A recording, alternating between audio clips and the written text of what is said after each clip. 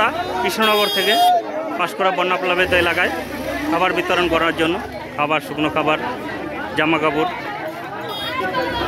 জল, ছাতু, মুড়ি, বিস্কুট, রুটি, কেক, কলা, লাড্ডু ইত্যাদি নিয়ে দেখুন মানুষের ঢল। খাবার দিয়ে আমরা পাচ্ছি না, এখানে এখন পর্যন্ত কেউ পৌঁছায়নি।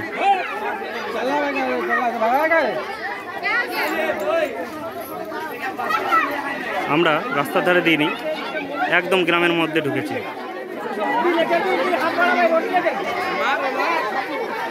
যত দূর চোখ যায় তত দূরই লোক।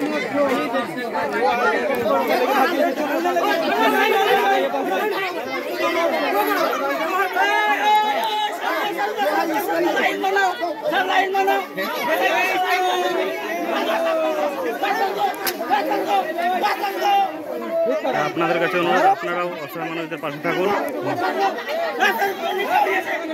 আপনারা থাকলে আমরাও, আর যারা সহযোগিতা করেছে আমাদের এখানে আসার জন্য তাদের অসংখ্য ধন্যবাদ।